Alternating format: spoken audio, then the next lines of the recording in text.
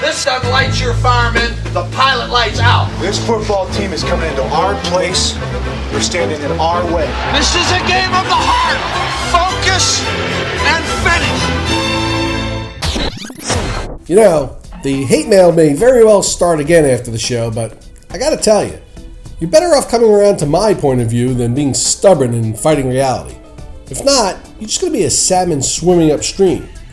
Once again, for the third week in a row, there were very few running backs atop the fantasy point leaderboard. I'm virtually certain that if you play in a competitive league, running backs dominated the first few picks in your draft. In many leagues, they were the only position taken in round one.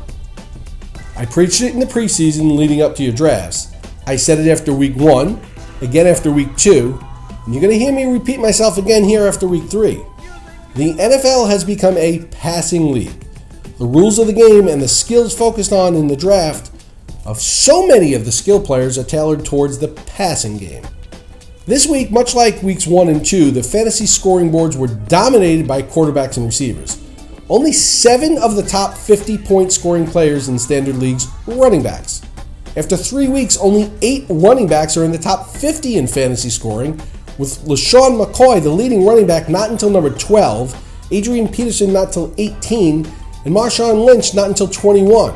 That's just 3 guys in the top 25, with no one in the top 10. Oh, there are guys running the ball and piling up fantasy points, but they're quarterbacks. Defenses now have to concentrate so much on the pass that quarterbacks are finding their way regularly into the end zone on the ground. Check how many quarterbacks had rushing TDs in week 3. Drew Brees, Cam Newton, Jake Locker, Geno Smith, Christian Ponder with 2, and even Tavares Jackson chimed in with 1. The New York Jets' juggernaut offense had 2 guys in the top 12 in fantasy scoring this week. Geno Smith came in at number 8 and Santonio Holmes at number 12.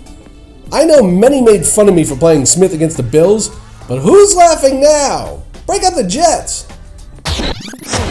I'd like to say I'm surprised by the number of people who asked me this morning if they should pick up Brian Hoyer, but I'm not.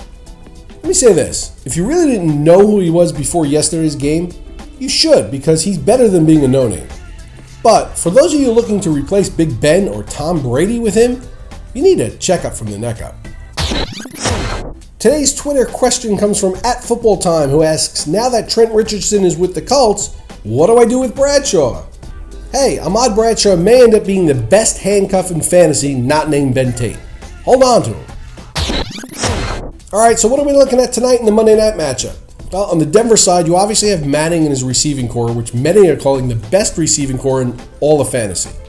And I know Noshawn Marino has gotten off to a great start, but look for Monte Ball to start picking things up a bit in terms of fantasy production as he gets more comfortable with the offense each week. On the Oakland side, I expect Pryor and McFadden to actually do quite well tonight. If you have a question you want answered here on the show, hit me up with a tweet, and if I don't use your question, I'll tweet you back with my best advice. Be sure to tune in to the Roto Experts Fantasy Football News Notes and Analysis segment every weekday.